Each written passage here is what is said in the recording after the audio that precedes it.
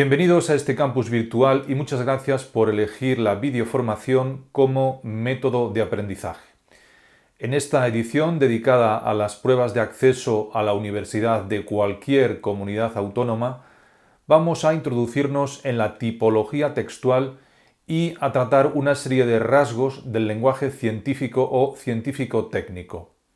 No todos, porque eso nos llevaría a un tutorial demasiado extenso y pesado, y solo nos centraremos en cómo justificar la objetividad de los textos científicos o científico-técnicos en el nivel morfosintáctico. Los demás niveles y los demás rasgos, puesto que hay más, los iremos presentando en sucesivas ediciones.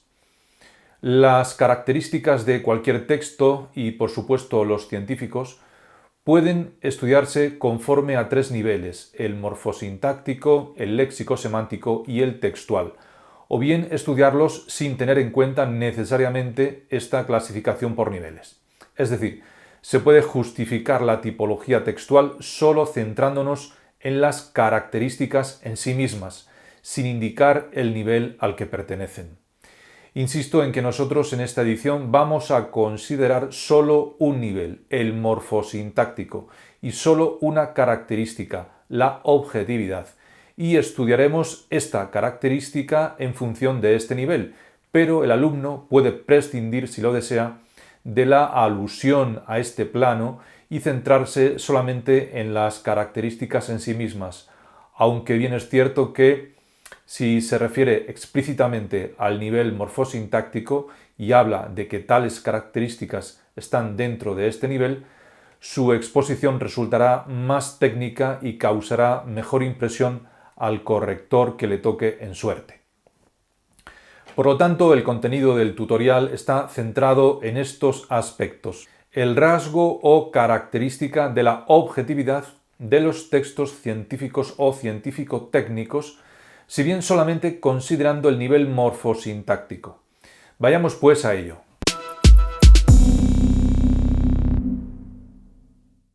Rasgos lingüísticos de los textos científicos o científico-técnicos. Recordemos que el nivel morfosintáctico se refiere a todas aquellas formas de expresión en las que intervienen o tienen especial preponderancia al mismo tiempo la morfología de las palabras y las estructuras sintácticas.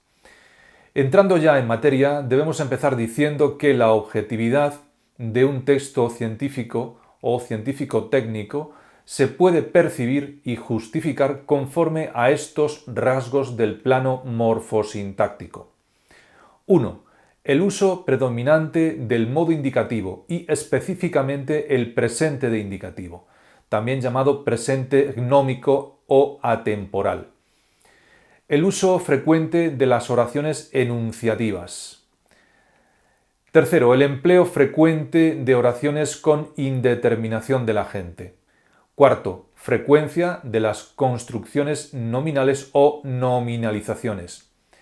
Quinto, empleo del plural de modestia. Vamos a empezar por el primero, el uso predominante del modo indicativo y específicamente el presente de indicativo, también llamado presente gnómico o atemporal. Recordemos que el modo indicativo es el modo que empleamos para expresar siempre lo objetivo, lo que el hablante siente como real. Por lo tanto, es lógico que un texto científico hable de realidades muy concretas y para ello, indudablemente, utilice el modo indicativo, pues esa es la función de este modo verbal. El subjuntivo, en cambio, se utiliza para expresar deseos, posibilidades o algo que el hablante no siente como real, sino solo como posible o deseable. Y desde luego no es el modo que utilizan los textos científicos o científico-técnicos. Veamos un primer ejemplo. La sangre aporta a los tejidos los materiales de nutrición al mismo tiempo que transporta las sustancias de desecho y dióxido de carbono que está encargada de eliminar. Los tres verbos están, como se ve, en modo indicativo, concretamente en presente de indicativo. Aporta, transporta y está. A este presente de indicativo, como hemos dicho, podemos denominarlo también presente gnómico con G o gnómico sin G, que viene a ser lo mismo que decir presente atemporal. En los textos científicos o científico-técnicos, este presente gnómico o atemporal contiene además cierto tono sentencioso, pues esto es lo que significa en griego gnómikos, sentencioso. Es decir, en los textos científicos la idea que transmite este presente gnómico es la de dictamen que pretende ser incontestable, puesto que una investigación científica pretende establecer verdades incuestionables. Veamos otro ejemplo. Cuando se desciende al frente de Mina de Naica, localizado a 760 metros de profundidad, el agua caliente hasta 55 grados centígrados rezuma por las paredes. Las formas verbales se desciende y rezuma están en modo indicativo, en presente de indicativo o presente gnómico, y únicamente hay que indicar que la forma se desciende es una forma de impersonalidad mediante el pronombre se, que veremos en breve. Y un tercer ejemplo. Los reptiles tienen la lengua filiforme, larga y retráctil. Todos ellos poseen dientes, excepto las tortugas, cuyas mandíbulas están recubiertas por unas placas córneas cortantes. De igual manera, tienen, poseen y están son formas verbales del modo indicativo, del presente de indicativo concretamente, o presente gnómico o atemporal.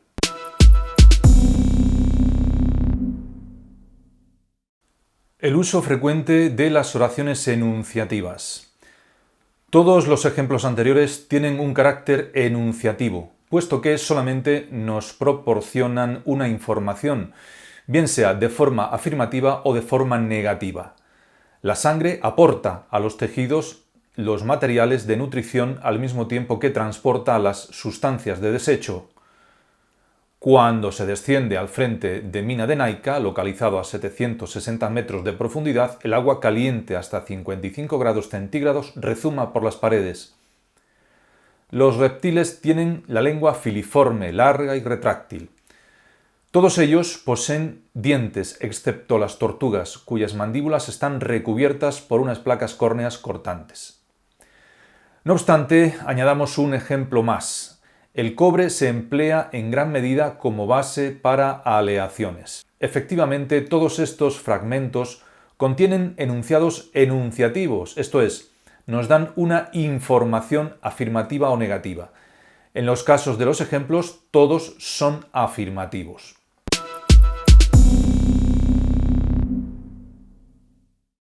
El empleo frecuente de oraciones con indeterminación del agente. En este caso, la referencia a quien realiza la acción queda indeterminada de varias formas, particularmente mediante la denominada segunda de pasiva y la pasiva refleja, además del plural de modestia del que luego hablaremos también. Y por otro lado, mediante oraciones impersonales. En el ejemplo que acabamos de ver, cuando se desciende al frente de Mina de Naica, el agua caliente rezuma por las paredes, la forma verbal se desciende es impersonal dentro de la proposición cuando se desciende al frente de Mina de Naica, que está subordinada a el agua caliente rezuma por las paredes. Fijémonos en otros ejemplos. El opio se obtiene de la desecación del látex recogido por incisión de las cápsulas aún verdes de muchas variedades de las adormideras.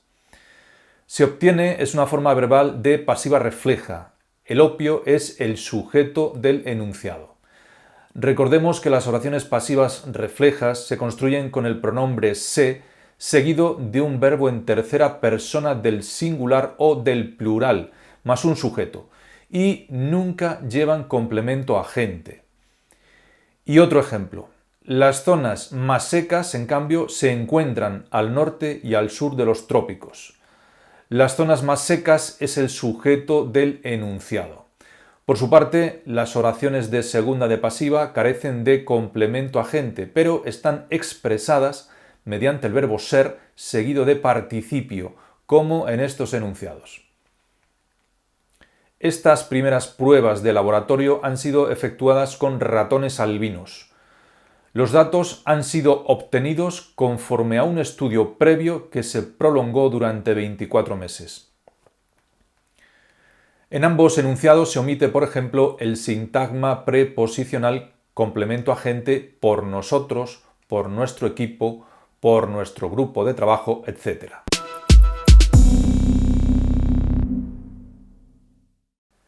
Frecuencia de las construcciones nominales o nominalizaciones.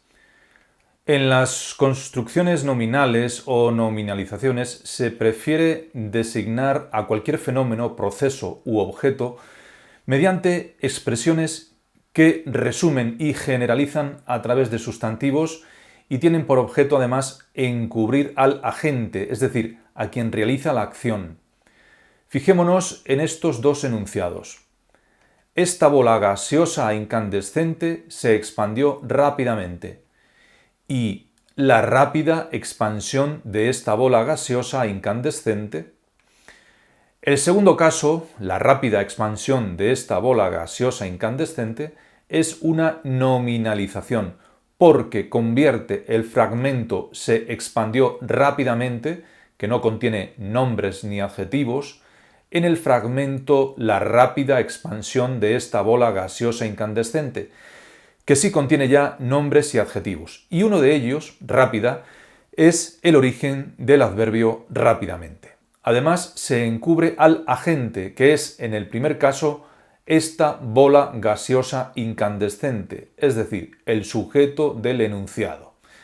Fijémonos en estos otros ejemplos. Lo que hemos hecho para obtener estos resultados ha sido, y el procedimiento de obtención de resultados ha sido.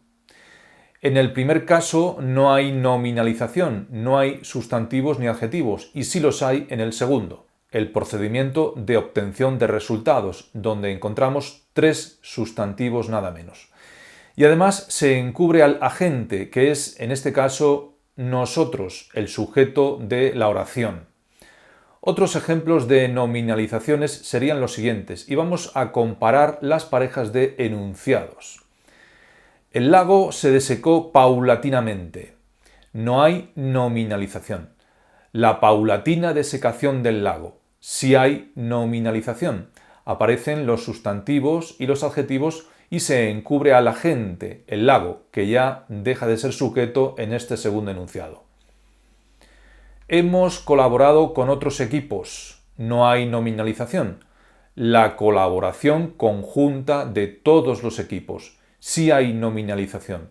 Aparecen los sustantivos y los adjetivos y se encubre al agente, nosotros, que desaparece completamente.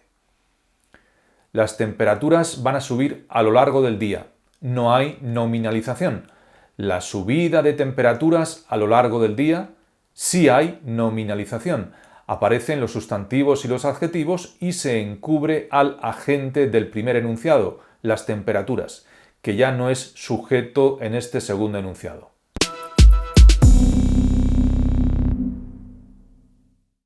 Y para terminar con los rasgos referidos a la objetividad, hay que indicar que los textos científicos o científico-técnicos suelen emplear el plural de modestia, con lo que se consigue que el sujeto, el autor del texto, se diluya, desaparezca de algún modo.